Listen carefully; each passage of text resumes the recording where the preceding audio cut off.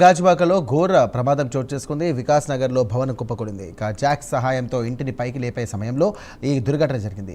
భవనం కుప్పకూలిపోవడంతో ఒకరు చనిపోగా 7గురు గాయపడ్డారు. ఘటనా స్థలానికి చేరుకున్నటువంటి న్యూపోర్ట్ పిఎస్ పోలీసులు ఘటనని పరిశీలించారు. శిథిలాల కింద మరో ముగ్గురున్నట్టుగా తెలియడంతో సహాయక చర్యలు చేపట్టాయి రెస్క్యూ టీమ్స్.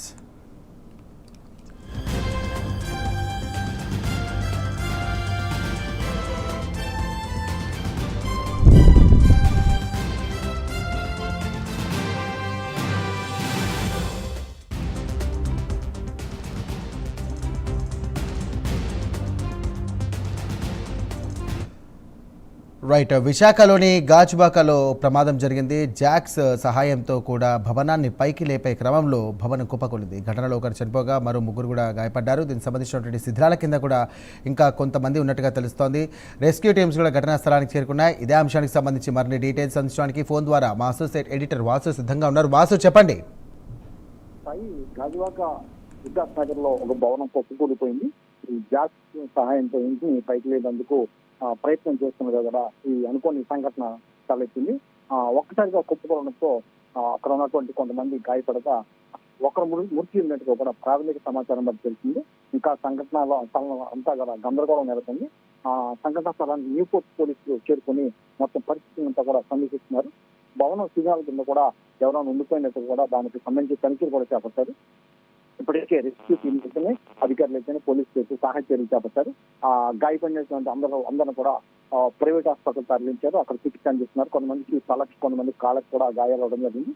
ఇప్పటివరకు మీ సమాచారం ప్రకారం అయితే ఒకరు మాత్రం మృతి చెప్తున్నారు. మరో ముగ్గురికి అయితే తీవ్ర గాయాలు చెప్తున్నారు. మొత్తం 7గురు ఇందులో గాయపడి కూడా చెప్తున్నారు. ఆ స్త్రీల కింద ఎవరైనా ఉండిపోయారా, ఎవరన్నా మృత్యువాత పడే అవకాశం ఉందన్న యాంగిల్లో కూడా మొత్తం కూడా సహాయ చర్యలు చేపట్టారు.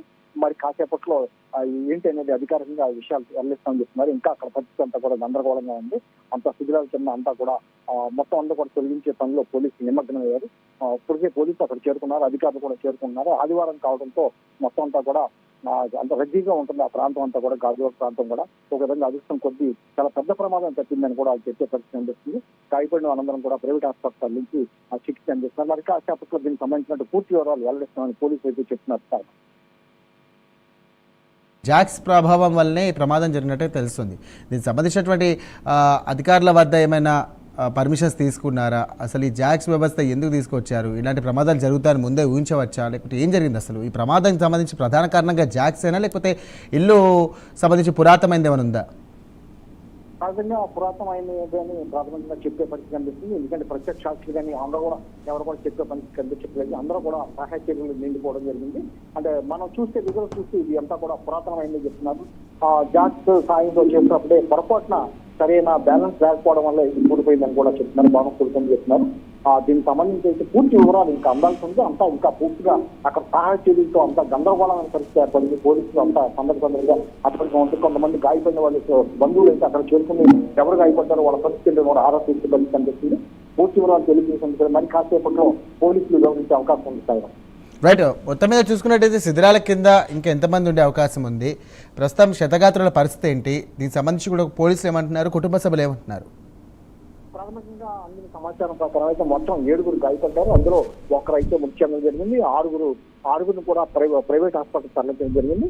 అంటే ఇంకొక ముగ్గురు ఉండే అవకాశం ఉందని ప్రత్యక్ష సాక్షులు చెప్తున్నారు. కానీ ఇంతవరకు కూడా ఎవరో కూడా శిథిలాల కింద ఎవరో కనిపించిన పరిస్థితి ఏర్పడింది. ఇంకా శిథిలాలు భారీగా మొత్తం కూడా మొత్తం తరలించైతే ఏదైతే మొత్తం పడిపోవడంతో అన్ని కూడా తొలగించే పనిలో ఉన్నారా, అన్ని తొలగిస్తే కానీ ఒకవేళ శిథిలాల కింద ఆఖరిలో ఎవరైనా ఉన్నారా ఏంటి అనేది కూడా చూస్తున్నారు. ఇప్పటికే ఎవరెవరు గాయపడ్డారో దానికి సంబంధించిన సమాచారం బంధువులు కూడా సంఘటన స్థలాన్ని చేరుకుంటున్నారు. సహాయ చర్యలు చేపట్టేందుకు కూడా చుట్టుపక్కల వారిని కూడా అందరూ కూడా చేరుకుంటున్నారు. గాయపడిన వారిని అంబులెన్స్ ద్వారా ప్రైవేట్ హాస్పిటల్ తరలిస్తున్నారు. దగ్గరలో ఉన్నటువంటి ప్రైవేట్ హాస్పిటల్ తరలిస్తున్నారు. చికిత్స పొందినటువంటి వాళ్ళు అందరం కూడా తెలుసుకునేందుకు ఎవరు గాయపడ్డారు తెలుసుకునేందుకు కూడా బంధువు కూడా ఆ హాస్పిటల్ పరుగులు తీసే పరిస్థితి కనిపిస్తుంది.